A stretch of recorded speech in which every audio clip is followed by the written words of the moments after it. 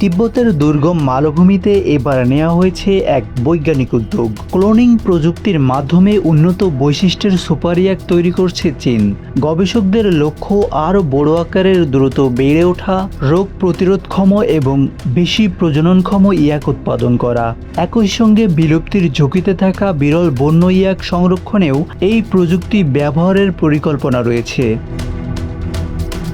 চীনের রাষ্ট্রীয় সহায়তায় পরিচালিত এই প্রকল্পের লক্ষ্য 2028 সালের মধ্যে শতাধিক উন্নত বৈশিষ্ট্যের ক্লোন ইয়াক উৎপাদন করা।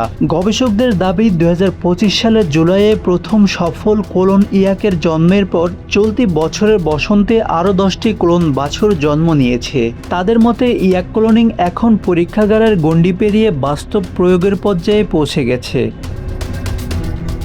তিব্বতের অর্থনীতি ও সংস্কৃতিতে ইয়াকের গুরুত্ব অনেক। দুধ, মাংস, পশম এবং পরিবহনের জন্য শতাব্দীর পর শতাব্দী ধরে এই প্রাণীর উপরেই নির্ভর করে আসছে স্থানীয় মানুষ।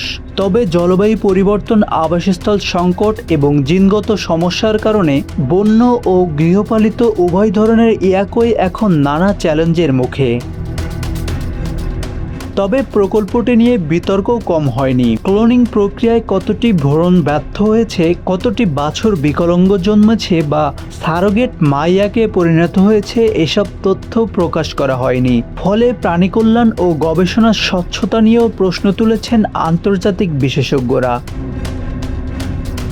বিশেষজ্ঞরা বলছেন, ক্লোনিং প্রযুক্তি উন্নত ও উৎপাদনশীল প্রাণী তৈরিতে নতুন সম্ভাবনা তৈরি করলেও একই জিনের বিপুল সংখ্যক প্রাণী সৃষ্টি হলে জিনগত বৈচিত্র্য কমে যাওয়ার ঝুঁকি থাকে। তাই তিব্বতের সুপার ইয়াক প্রকল্পকে একদিকে যেমন বৈজ্ঞানিক অগ্রগতি হিসেবে দেখা হচ্ছে, অন্যদিকে নৈতিকতা, প্রাণী কল্যাণ এবং দীর্ঘমেয়াদী পরিবেশগত প্রভাব নিয়েও চলছে তর্ক বিতর্ক। সময়ই বলে দিবে এই প্রযুক্তি ভবিষ্যতে আশীর্বাদ হবে নাকি নতুন কোনো চ্যালেঞ্জের সূচনা করবে। আসানুর রহমান মিঠু, বাংলা অ্যাফেয়ার্স।